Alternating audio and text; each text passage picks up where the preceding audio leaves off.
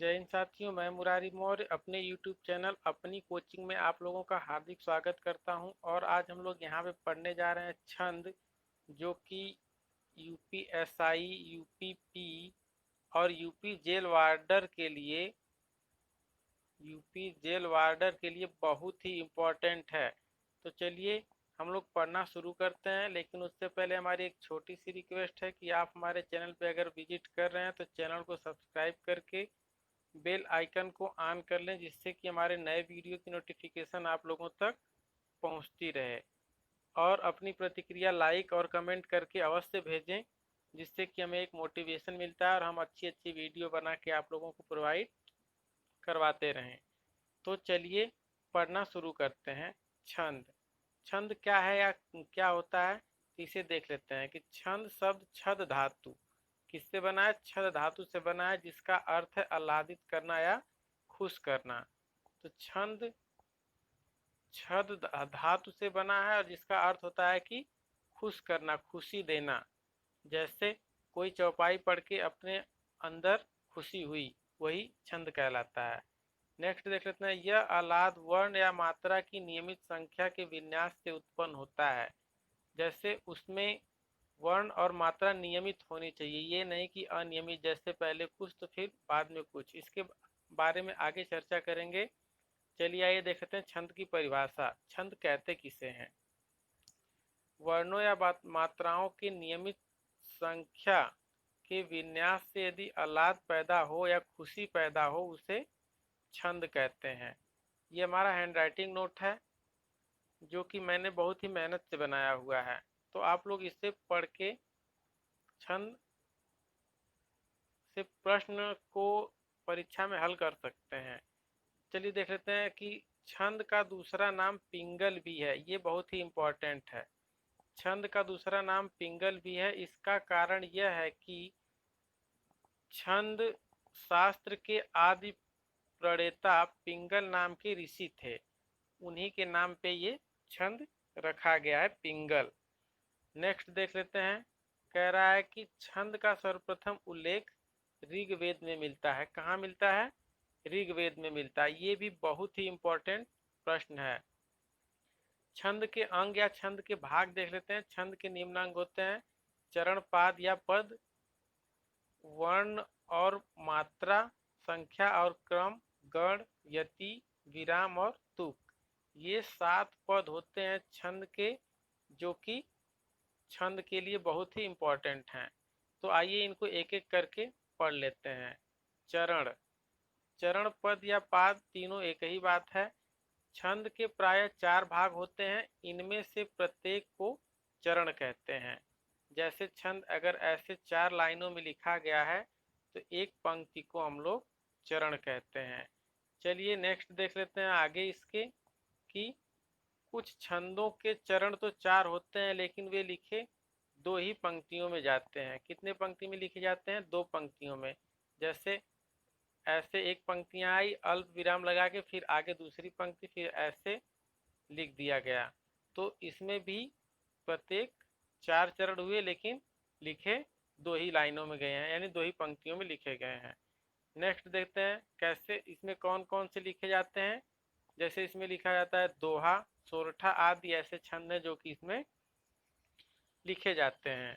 ऐसे छंद की प्रत्येक पंक्ति को दल कहते हैं। क्या कहते हैं? दल कहते हैं। नेक्स्ट देख लेते हैं। हिंदी में कुछ छंद 6 पंक्तियों यानी दलों में लिखे जाते हैं। ऐसे छंद 2 छंदों के योग से बने हुए होते हैं। कई छंदों के योग से बने होते हैं? 2 छंदों के। जैसे में कुंडलिया और छप्पर। कुंडलिया दोहा प्लस रोला से मिलके बनता है और छप्पर रोला प्लस उलाला से मिलके बनता है। तो ये कुंडलिया और छप्पर ये दोनों बहुत ही इम्पोर्टेंट हैं। ये बार बार जिसमें हिंदी पूछी जाती है उसमें ऐसे प्रश्न पूछ लिए जाते हैं छंद से। चलिए आगे देख लेते हैं। कह रहा है कि चरण 2 प्रकार के होते हैं: सम चरण और विषम चरण। तो सम चरण प्रथम व तृतीय चरण को विषम चरण कहते हैं। जैसे 1 और 3 को विषम, 2 और 4 को सम। तो सम और विषम संख्या से भी आप इसे याद रखेंगे तो ये याद हो जाएगा। और द्वितीय और चतुर्थ चरण को सम चरण कहते हैं। यानी फर्स्ट और थर्ड को विषम और यहाँ पे सेकंड और फोर्थ को सम कहते हैं। चलिए आगे देख लेते हैं वर्ण और मात्रा। तो वर्ण क्या होता है? एक स्वर, एक मिनट रुक जाइए। एक स्वर वाली ध्वनि को वर्ण कहते हैं। एक स्वर वाली ध्वनि को वर्ण कहते हैं। वह स्वर ह्रस्व हो या दीर्घ हो। जैसे अगर क भी लिख दिया गया तो ये भी एक वर्ण है, और का भी लिख दिया गया तो ये भी एक वर्ण है, यानी एक अक्षर है। चलिए आगे देख लेते हैं। वर्ण को ही अक्षर कहते हैं। वर्ण को ही अक्षर कहते हैं। वर्ण दो प्रकार के होते हैं, ह्रस्व और दीर्घ। ह्रस्व में अ ई उ ऋषि, और दीर्घ में आ ई उ ए ऐ ओ औ होते हैं। नेक्स्ट देख लेते हैं आगे। कह रहा है किसी वर्ण या ध्वनि के उच्चारण काल को मात्रा कहते हैं। जैसे कि उच्चारण, जैसे अगर कहें क तो कम समय लगा, और कहें कि का तो अधिक समय लगा। तो कितने मात्रा का समय लगा? एक मात्रा का। तो वही जो जितना समय लगा उसी को ही हम लोग मात्रा कहते हैं। चलिए आगे देख लेते हैं। कह रहा है ह्रस्व वर्ण के उच्चारण में जो समय लगता है उसे एक मात्रा, तथा दीर्घ वर्ण के उच्चारण में जो समय लगता है उसे दो मात्रा माना जाता है, जो कि मैं अभी ऊपर आप लोगों को समझाया हूँ। चलिए नेक्स्ट देख लेते हैं। इसमें कह रहा है कि इस प्रकार मात्रा दो प्रकार की होती है, ह्रस्व और दीर्घ। ये हम लोग पढ़ चुके हैं। मात्रा की गणना। मात्रा की गणना की कैसे जाती है? एक मात्रिक के लिए एक, और द्विमात्रिक के लिए इस वर्तुल रेखा का प्रयोग किया जाता है, जिसे लघु और गुरु कहते हैं। क्या कहते हैं? एक मात्रा वाले को लघु और द्विमात्रा वाले को गुरु कहा जाता है।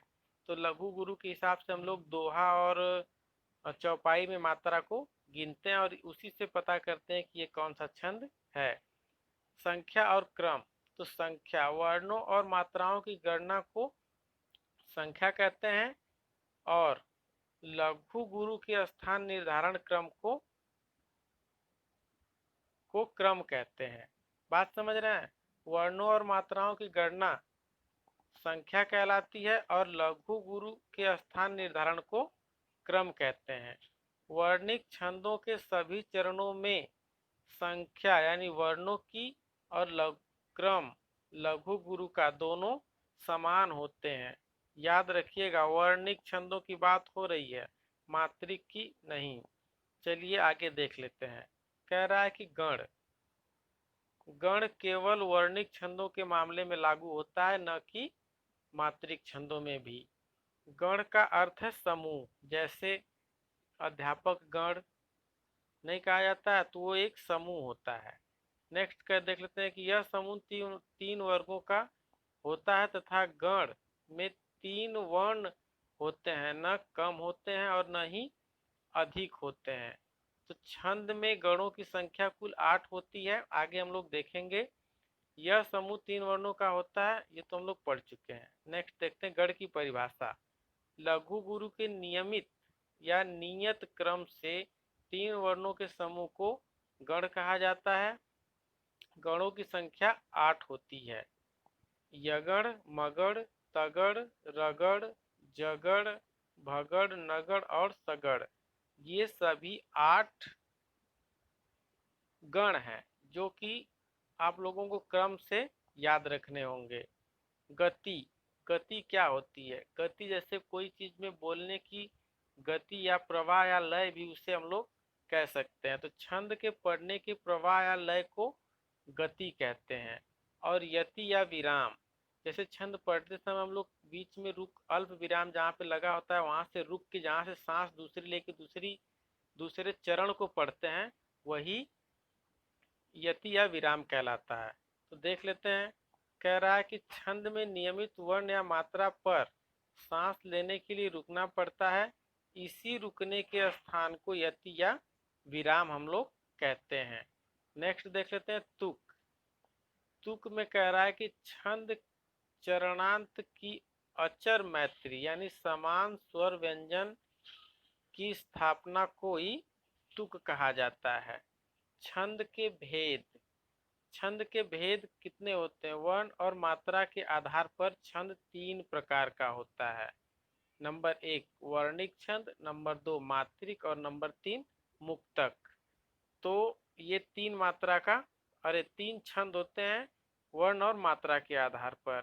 देख लेते हैं वर्णिक छंद। वर्णिक छंद तीन प्रकार का होता है, सम मात्रिक, अर्ध सम और विषम सम, विषम मात्रिक।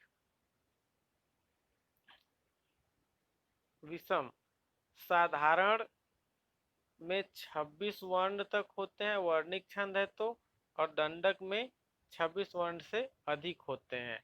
और मात्रिक में देख लेते हैं सम मात्रिक, अर्ध सम मात्रिक और विषम मात्रिक।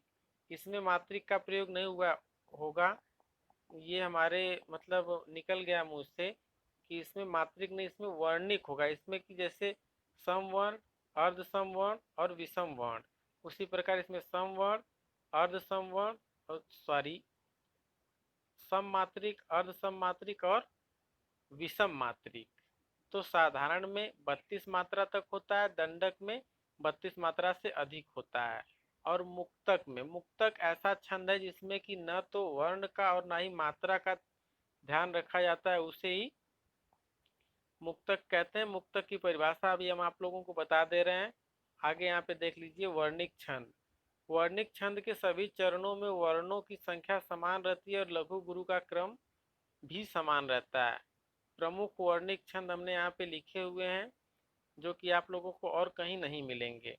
तो चलिए देख लेते हैं यहाँ पे प्रमुख वर्णिक छंद क्या क्या हैं। तो जैसे में पहला है प्रमाणिक, 8 वर्ण होते हैं और स्वागता में भी 8 वर्ण ही होते हैं। भुजंगी, शालिनी, इंद्रवजा और दोधक, इसमें सब 11 वर्ण होते हैं। वंशज से भुजंग प्रयात द्रुत विलंबित तोटक, इसमें कितने होते हैं? 12 वर्ण होते हैं। वसंत तिलका 14 वर्ण का होता है, मालिनी 15 वर्ण का होता है। ये मालिनी बहुत ही इंपॉर्टेंट है, यूपी पुलिस में पूछा गया था एक बार। कह रहा कि पंचचामर और चंचला ये 16 वर्ण के होते हैं। मंदाक्रांता और शिखरिणी ये 17 वर्ण के होते हैं। शार्दुल, विक्रीडित, विक्रीडिक ये 19 वर्ण के होते हैं। स्त्रंघरा धरा ये 21 वर्ण का होता है। सवैया, सवैया जो है ये भी इम्पोर्टेंट है, 22 से 26 वर्ण का होता है। और इधर नीचे ये मान के चलिए सभी जितने हैं, सवैया धनाक्षरी 31 वर्ण और रूप धनाक्षरी 32 वर्ण, देव धनाक्षरी 32 वर्ण। और ये कविंत या मनहरण ये 31 से 33 वर्ण होते हैं। तो ये जितने भी हैं इतने एकदम मोस्ट इम्पॉर्टेंट हैं। चलिए नेक्स्ट देख लेते हैं आगे। मात्रिक छंद। मात्रिक छंद कह रहा है कि मात्रिक छंद के सभी चरणों में मात्राओं की तो संख्या समान रहती है, लेकिन लघु गुरु के क्रम पर ध्यान नहीं दिया जाता है। यहाँ पे उसे ही मात्रिक कहते हैं। जैसे प्रमुख मात्रिक छंद हमने यहाँ पे लिख रखे हैं। अहीर, अहीर में 11 मात्रा होती है और तोमर में 12 मात्रा होती है। मानव में 14 मात्रा होती है। अरिल, पदरी तथा चौपाई में 16 मात्रा होती है। इसमें सभी इंपॉर्टेंट है परीक्षा की दृष्टि से। और कह रहा है कि पीयूष वर्ष सुमेरु में 19 मात्रा, राधिका में 22 मात्रा, रोला, दिक्पाल और रूपमाला 24 मात्रा, ये बहुत इंपॉर्टेंट है। गीतिका 24 मात्रा, रस सरसी 27 मात्रा, सार 28 मात्रा, हरिगीतिका 28 मात्रा, तांटक 30 मात्रा और आल्हा या वीर उसे कह सकते हैं 31 मात्रा का होता है। चलिए आगे देख लेते हैं। कह रहा है कि अर्धसमात्रिक छंद जैसे बरवय विषम चरण में 12 और सम चरण में 7 मात्राएं इसमें होती हैं। दोहा विषम चरण में 13 और सम चरण में 11 मात्राएं होती हैं दोहे में। और सोरठा जो होता है वो दोहा का उल्टा होता है। इसका मतलब कि दोहे का उल्टा तो विषम चरण में 11 और सम चरण में 13। तो आपको सिर्फ दोहा याद करना है, दोहे को उलट देना, सोरठा हो जाएगा। और बरवय, बरवय की विषम में 12 और सम में 7। चलिए नेक्स्ट देख लेते हैं। उलाला, उलाला में होता है विषम चरण में 15 मात्रा और सम चरण में 13 मात्रा। और विषम मात्रिक छंद जैसे दोहा प्लस रोला, तो रोला में हम लोग कितने पढ़े हैं, 24 मात्रा। इधर ऊपर अभी पढ़े हैं रोला, रोला में 24 मात्रा होती है। चलिए आगे फिर यहाँ पे आ जाते हैं हम लोग। कुंडलिया, दोहा प्लस रोला और छप्पय रोला प्लस उलाला। तो उलाला में कितनी मात्रा है, आप यहाँ से बिना वीडियो को बैक किए आप हमें कमेंट करिए कि उलाला में कितनी मात्राएं होती हैं। चलिए, तो यहीं पे हम लोगों का छंद समाप्त होता है। और अभी तक अगर आप हमारी वीडियो पे बने हुए हैं तो चैनल को सब्सक्राइब करके बेल आइकन को ऑन कर लें, जिससे कि हमारे नए वीडियो की नोटिफिकेशन आप लोगों तक पहुंचती रहे। और यूपीएसआई की आईपीसी और सीआरपीसी के लिए हम वीडियो लाने वाले हैं। ये पीसी सीआरपीसी की वीडियो लाएंगे और मैथ की वीडियो, सभी वीडियो इस पे कंटिन्यू रहेंगी। सब आप सिर्फ चैनल को सब्सक्राइब करिए और बेल आइकन को ऑन करिए। चलिए मिलते हैं फिर नेक्स्ट वीडियो में। धन्यवाद।